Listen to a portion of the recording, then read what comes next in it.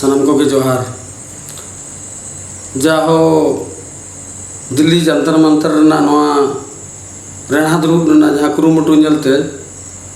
अलिᱧᱟᱜ मन रे आस आर कुकमु बनावना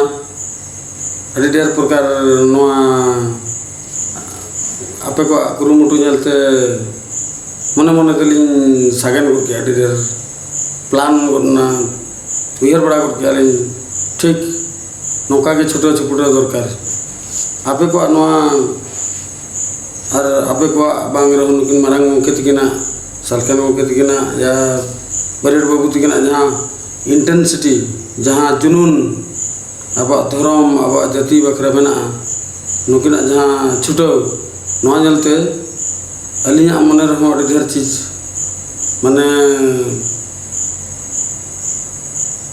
भीतर भीतर रे सागेन को तो ना उ माने ना दा जापुर जहाँ पुटकर उटकर को अमन को तो लगा अदो चेट को तलिñ सागेन ना ना को गलिñ ले सदरे माने नवा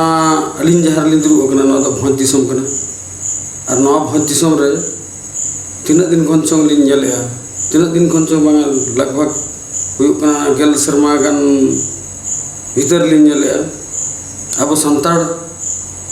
माने जहाँ को तब 40 खन 50 40 खन चे बांग 30 करे खन चढ़ से जहाँ को उम्र तक हुयुग कना 30 बछर खन जहाँ के चढ़ से उनको अड़ी ढेर खन अड़ी ढेर किडनी बेमार और टीबी और कैंसर ना मात्रा तो न तो बनुना किडनी बेमार और टीबी बेमार तक जीवन तक चला गड़ी तो अब संताड़ नौकाते अणगात रगे को गज बुरुक कना 30 35 40 भीतर एनखान आकोरेन ओड़ा रे एरा गिदरा को टुआर कना एरा को रेडी कना गिदरा को टुआर कना और नौका जदी दिन दिन दे आबरेन संतार को बहा को तब 30 40 50 बयस रगे को गज चाबा एनखान दो आकोड़ा रे टुआर गिदरे को प्रेजवा जतो ओड़ा कना न दो आकोड़ा कथा दो बंग अलिña आमचे सनाम बड़ा ओड़ा नौका के टुआर गिदरे को प्रेजवा आ टुआर गिदरे को प्रेज लेनखान ना ऑल पढ़ा मा बाको तारेया लेनखान अब मुरुक मनमी के सजा पड़ा बना और उना ना माने रिजल्ट रे नवा हुआ जे एटा ओड़ा रे गुती कड़मी मखान बटी लुटा गसा जेमन ऑनलाइन को हर दो लिंदु बलिंग बदनाम को परिस्थिति के उनका आसाम दिसम करे तब अड़ी ढेर आबरेन हर जेमन सांताड़ हर आय बाबा तक टुआर कानते तेहन माने दिल्ली करे आर बांखान दो धनबाद करे रांची करे आर बांखान भुवनेश्वर करे हो आर नवा करे कुड़ी हपन को हो तब एटा ओड़ा रे बाटी लोटा गसा तला बता आर कटी गिद्रा कुड़ी गिद्रा बाटी लोटा गसाते बुती कड़मियाते छती गुड़ा रे ताहे ताहे सेना कन गया और जीवन ना करे हो उनी जाति सावतार ना अरिचली को हिड़ी आना भीतर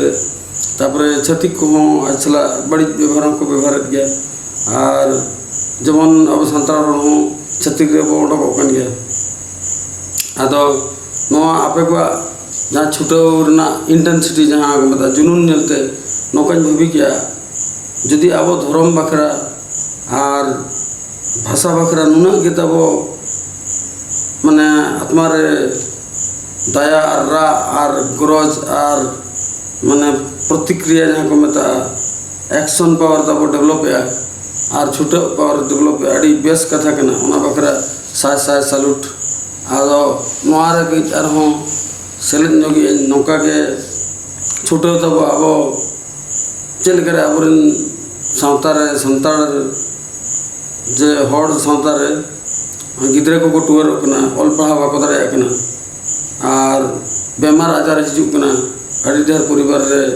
गार्डियन को गुजुक कना अणगात रे 30 35 40 बछर बयस रे को गज गिड़ी कना गिद्रे को टुआर कना और आकोरन गिद्रे को हाँ ना खटा पड़ा को कना अब अनोते तब माने मिटी माने अनडेवलपमेंट माने सर्कमस्टेंसेस फॉर्मेटों कना फॉर्मेट तैयारों कना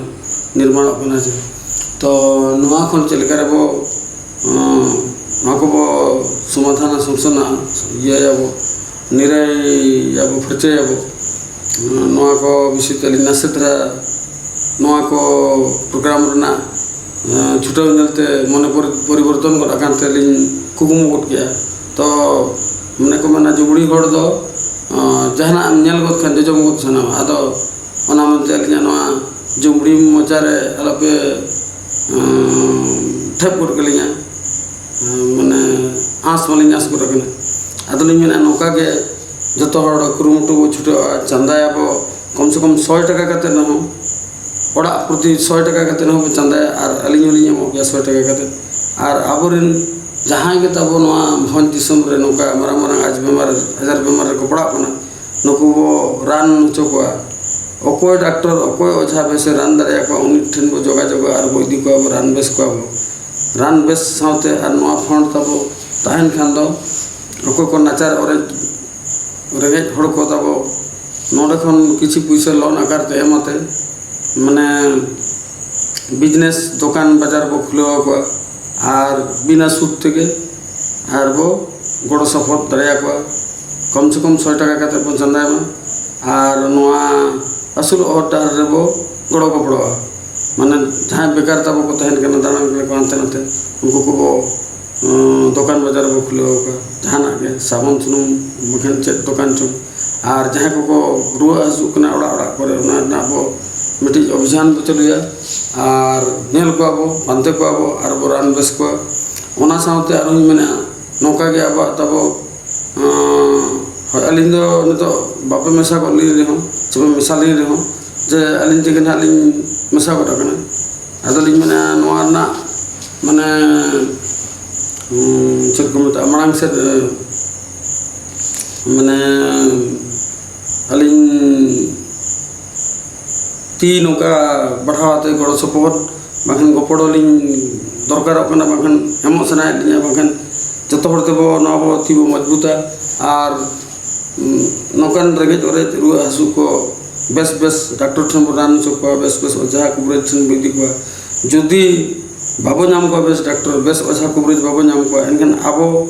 सावतारिन जहां रेगेज और गिदरा तबो बेस पढ़ा कना को उनको +2 साइंस पढ़ावा चोका +2 फिजिक्स केमिस्ट्री बायोलॉजी याते कम से कम माने 40% को अब 45-50% मार्क बदो हो चुका और नवा साइंस फिजिक्स केमिस्ट्री बायोलॉजी पढ़ा बखरा +2 पढ़ा बखरा जहां को तब गड़ सपोर्ट माने फ्री ट्यूशन लेकना को बखन आइडिया मेडिकल पढ़ा बखरा चल कर नीट को क्वालिफाई दरे नीट क्वालिफाई तो मेडिकल को पढ़ा चो दरे को नुकुरे गिदरे अब पैसा चंदा पैसा थे अब गड़ सपोर्ट पैसा थे और नवा कोचिंग जहाँ +2 कोचिंग हुआ इंटरमीडिएट ना जहाँ ट्यूशन हुआ फिजिक्स केमिस्ट्री बायोलॉजी नवा ट्यूशन ना अली सेट को जहाँ तीन हुई फ्री व्यवस्था अली ठेन जुदी नुकु गिदरा को हेके को तढ़ाव तहां दाया को और बाखान दो नवा धारा बसी रिन गिदरा को जहाँ को तब मेडिकल बखरा को छुटो कना मेडिकल पढ़ा बखरा नीट एग्जाम एम सनाय को और बाखान ओकोठन ओलो रना पैसा बनुना +2 साइंस पढ़ा बखरा एनखान अलिन उनकान हर डहर लिन उदू दड़े जहाँ से मिद शर्मा रे +2 साइंस से पास आउट हुआ फिजिक्स केमिस्ट्री और बायोलॉजी थे और नीट एंट्रेंस एम बखरा एलिजिबल थे और नीट एंट्रेंस को क्वालिफाई हो चुका और अब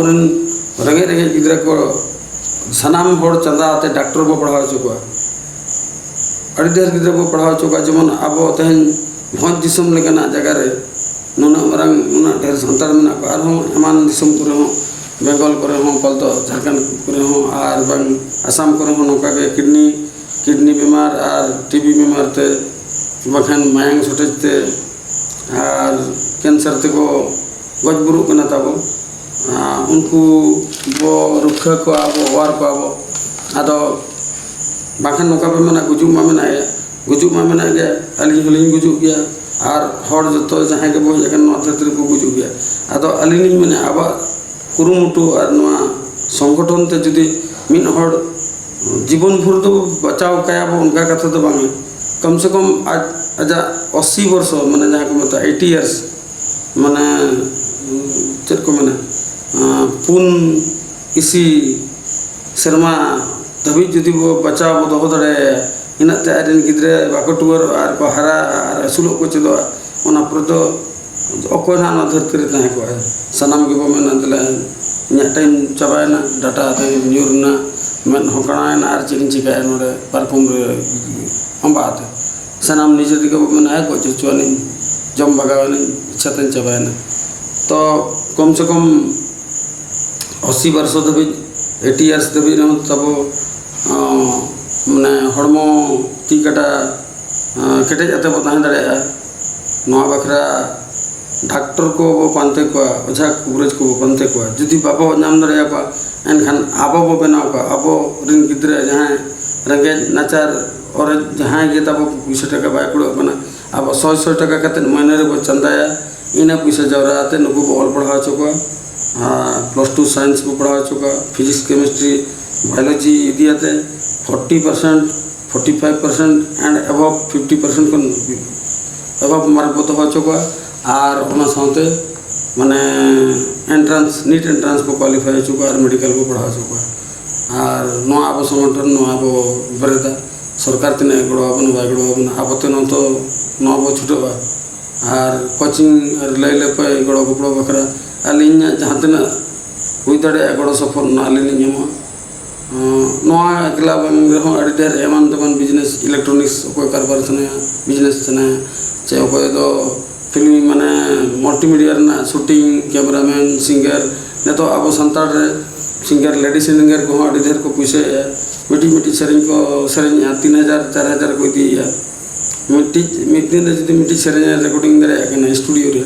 एनखान 3-4 हजार मिट्टी रे कमा महीने रे जुदी आज जुदी 10 टी हो जुदी 10-15 टी सेरेंज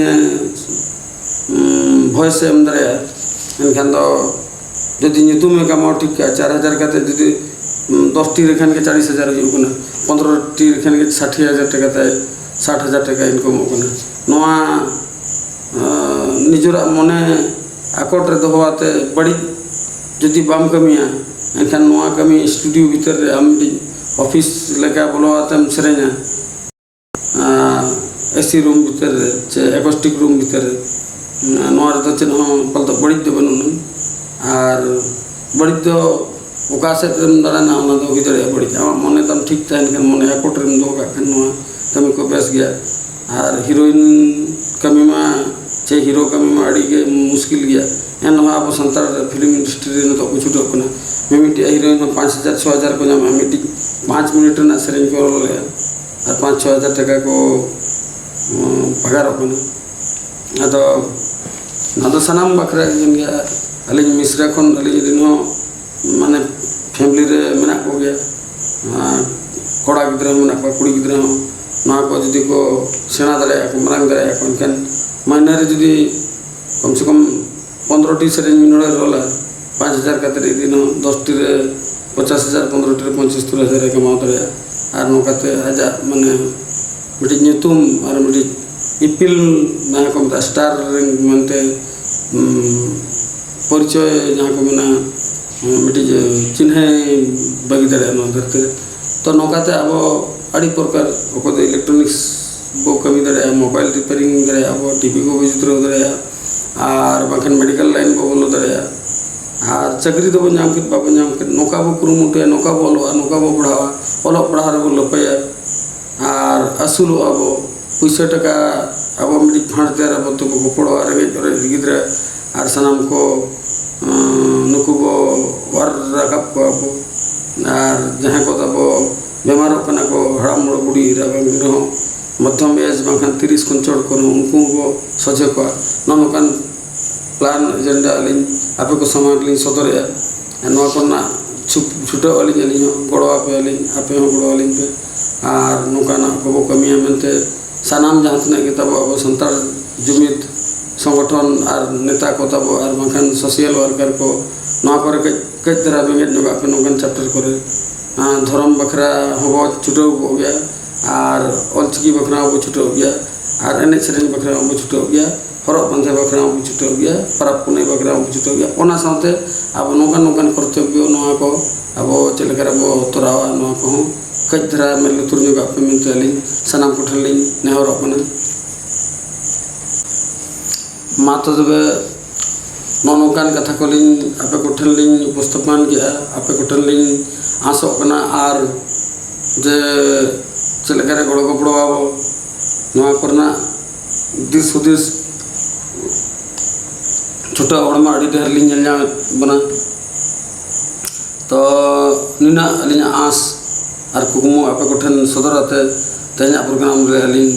आपे कोठन बिदाय लिंग नेता है मा तबे जोहार में।